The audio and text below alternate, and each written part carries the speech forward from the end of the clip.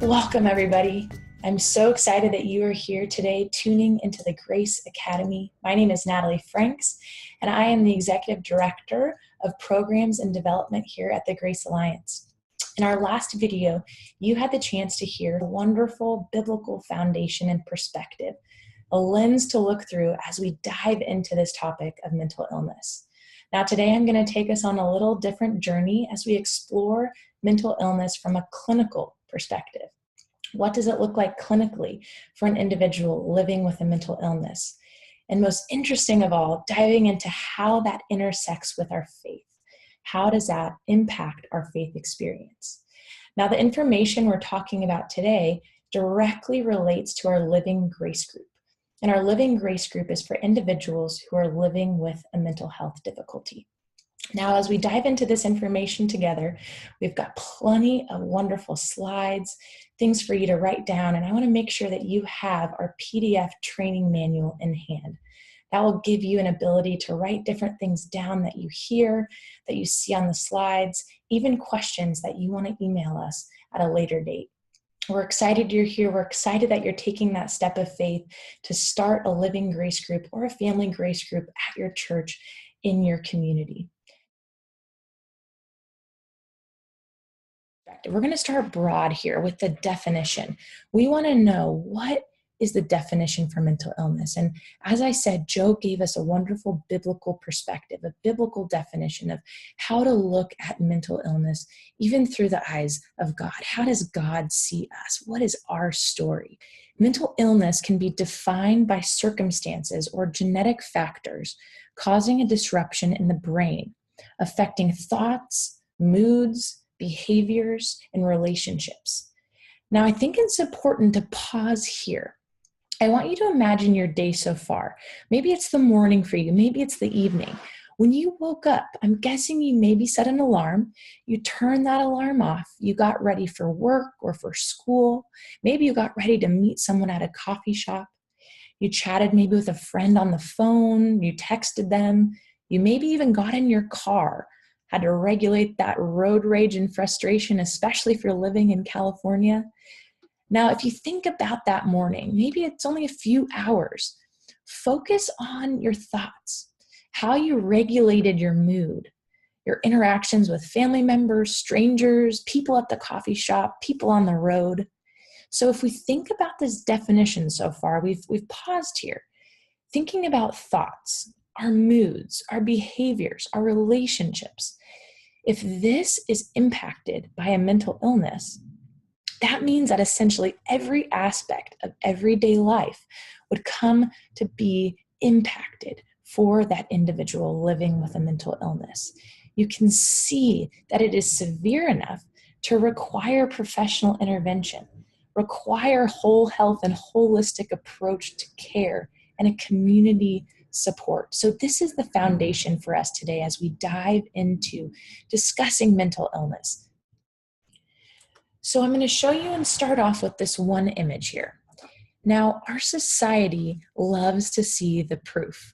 When we have a broken bone, we all want to see the x-rays. We want to see that fracture.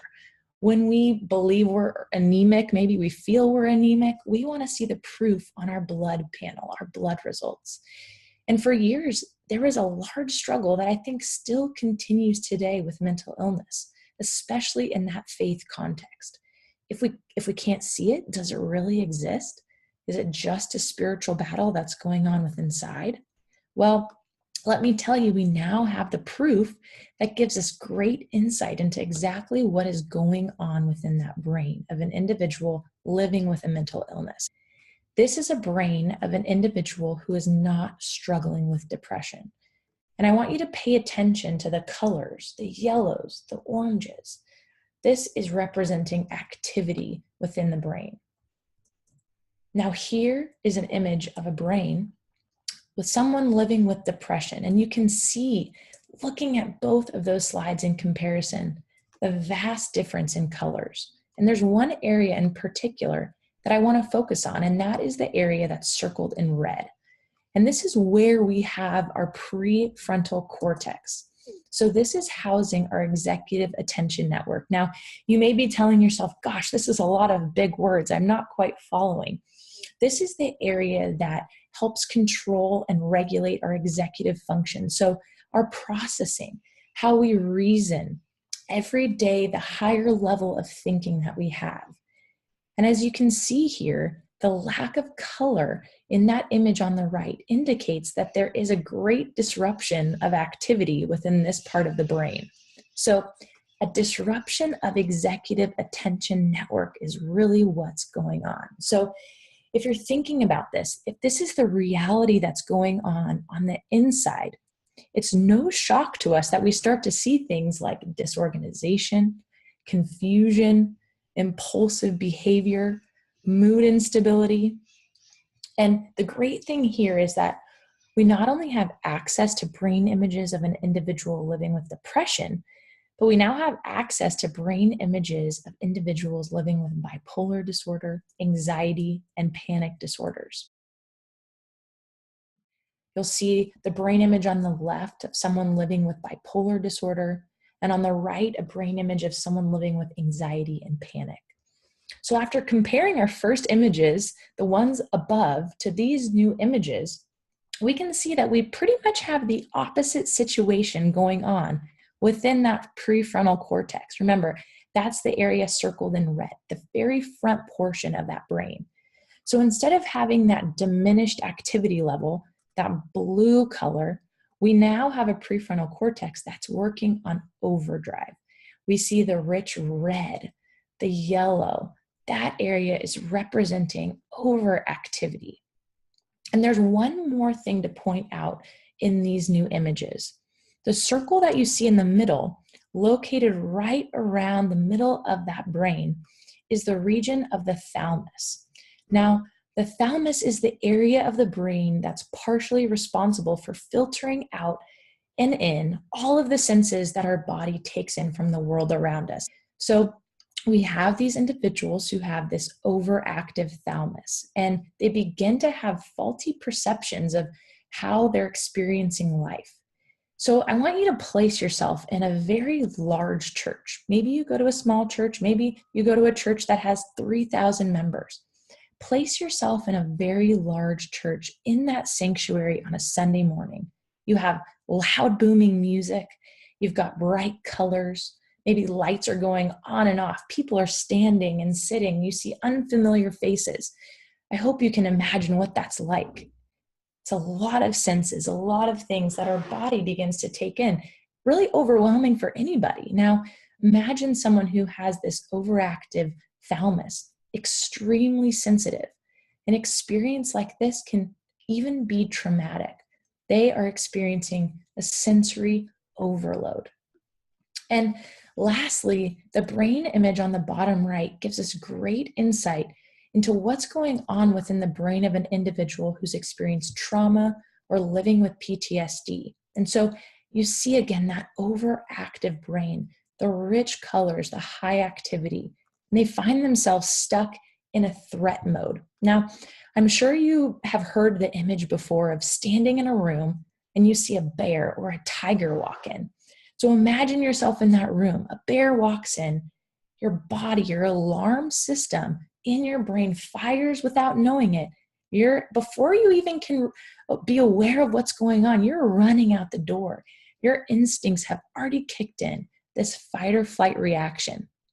Now for the individual, with this high sense of anxiety that's resulting from trauma, this is their constant reality. Whether or not there's a bear in the room, they are living with that high fight or flight sensation, stuck in this ongoing sense of threat. So therefore, we start to see three major symptom categories that begin to take place. The first one is the re-experiencing. They're reliving that trauma over and over again, which includes flashbacks, nightmares, intrusive thoughts. The second set of symptoms we see are avoidance. So really avoiding anything that relates or resembles to that trauma. And this leads to isolation. It leads to depression. It leads to a sense of guilt, especially if they are living with that survivor's guilt. Maybe their family member or friend died and they're guilty for being the one who survived. And finally, we have that set of hyperarousal symptoms, that sense of being on edge, restlessness, constantly irritable. With this foundation here, let's take a closer look, zoom in on depression, anxiety, PTSD, and how it particularly intersects with our faith experience. And so you can see again that area, the prefrontal cortex that's highlighted in red. That area is lacking activity. It doesn't have that rich red and yellow colors that we saw on the other slides. So this image is directly relating to what people are experiencing with depression, anxiety, PTSD. The first thing we see is a lack of pleasurable emotions. It's something called anhedonia. So this disruption here, the area that's circled in red, leaves this individual with an inability to feel. So no matter what they read in scripture, or no matter how many people tell them, just trust in the Lord, choose joy. On a foundational level, you can see within the brain, they're still left with an inability to connect with God on this emotional level. So for anybody, this would result in frustration and discouragement and hopelessness. A sense of spiritual insecurity is developed, and now this individual begins to experience something called scrupulosity, which is ongoing moral and religious guilt. They begin to tell themselves a story. Their thinking pattern is constantly telling themselves, I'm not enough. And when we combine these two, anhedonia and scrupulosity, we begin to see three major complaints from individuals experiencing depression, anxiety, and PTSD. And the first one is this feeling like they cannot connect with God. There's that absence of emotional connection. And as you can imagine, it begins to increase that anxiety. And as the anxiety increases, so does the doubts, the negative self-talk, and leading directly to an insecure assurance of salvation. They begin to doubt whether or not God is even present in their lives. And you can imagine, as anxiety begins to build, the higher the anxiety, the more that this individual struggles over their salvation. They're insecure. Is God with me? If I can't feel him, does God even exist? Am I even saved? Have I done something wrong? And you can start to see how that anxious thought process begins to build over and over again. And it's not uncommon for these individuals to experience the racing thoughts of unworthiness. You know, you can always look back to that brain image. The disruption that's occurring within the brain is directly impacting their ability to regulate these negative, intrusive thoughts that are constantly cycling. They try to take action to make those thoughts go away. They listen to their church family members, friends. You know, they're told, pray harder. You must have weak faith, strengthen that faith. And these thoughts begin to creep in constantly, day in and day out. And that self-talk, I have failed. It becomes, I have failed, therefore I am a failure. And that negative self-talk then transforms into a negative identity. I'm not enough. I need to do more. And before they know it, this anxiety begins to heighten and the snowball effect continues. Now, this is often the state that someone is coming into your Living Grace group. They may be discouraged, run down, feeling hopeless and helpless, especially when it comes to their relationship with God, as they've been fighting to experience that emotion that people talk about, that presence, but they can't feel it. They're listening to people do more, pray harder, surrender more, and they're trying, but they're still left with that sense of emptiness. Now, This is exactly why there is so much hope that's found through the Living Grace Group curriculum. You are providing individuals with an opportunity to rest. And I'm going to repeat that, an opportunity to rest in God's lavish love, his lavish grace. And this is where we find hope. Rather than perpetuating that message of praying harder, working harder, gaining more faith, you're providing that message of resting. And now for individuals who are experiencing mania and psychosis, we start to see a little bit of a flip side here. They are experiencing symptoms, and those symptoms are inevitably intersecting with their faith experience as well. And it tends to change drastically from the individuals that we saw on the last slide. So we're going to draw back to that brain image here again, and you can see that rich color. That brain is displaying an increase of an activity, overactive, especially in comparison to the slide, the brain image on the last slide, displaying a decreased activity. And so because of that, we see a lack of ability to regulate here. And because of that, high impulsivity is present. So with mania, that heightened mood and high impulsivity runs wild. That ability to pump the brakes is not present. And with psychosis, we tend to see three different sets of symptoms. First, we see positive symptoms. These are things that are added. They're added on, they weren't present before. So positive symptoms may include things like delusions, hallucinations, disorganized thoughts, even to the point of maybe their speech is impaired where you can't understand where their thinking is going. You can't connect the dots. And negative symptoms indicate a decrease or loss of normal function. So something that was there that is no longer there. So maybe a lack of interest in people, extreme isolation, inability to feel or display emotions, difficulties with thinking or coming up with ideas.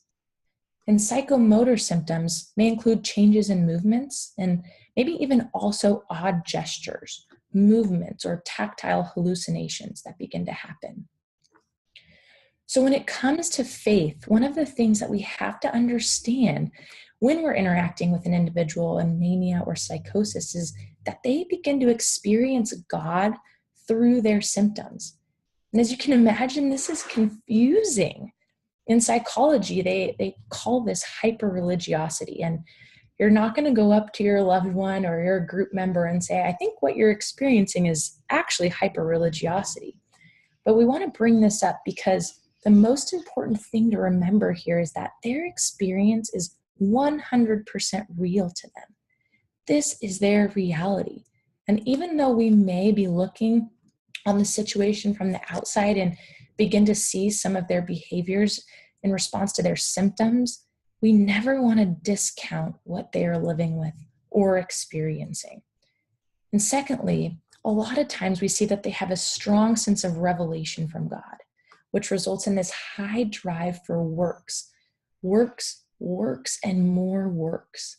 They feel like they're getting a lot of insight from God. God is speaking to them. God is showing them things. All of this new information that they're receiving from God is now equating to a new calling upon their lives, and they must go do this or else. Now, you might be thinking to yourself, gosh, well, she's wrong in the sense that, God speaks to us. He can place a calling upon our lives. And I'm not saying that God doesn't speak to us or reveal things or even point us in a specific direction.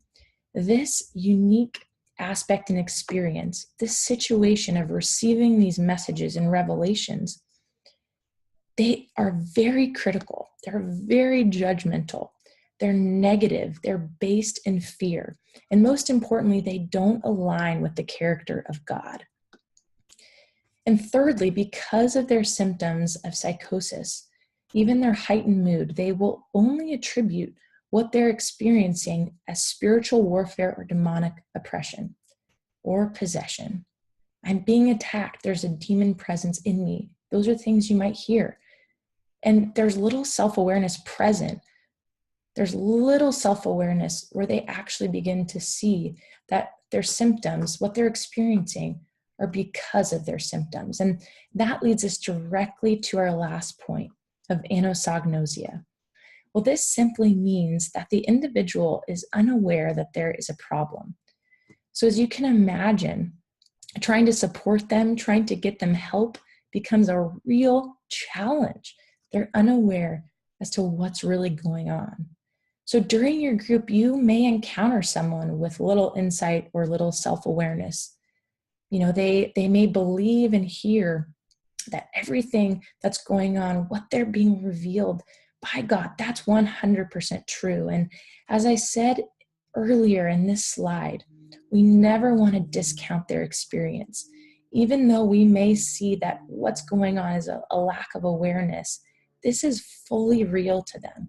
This is what they're experiencing within that moment, and challenging them in that will only become a greater trigger. And as we go through these slides, as we, unravel the reality that individuals are facing, what they're going through, it can be easily perceived as dark. It can be perceived as discouraging and hopeless. And that often is the case for many people. But as an organization, that is not our message. And I'm here today, and you are here because we believe that there is hope. And it's not hope in our ability to fix or change this situation, but rather it's hope in Christ.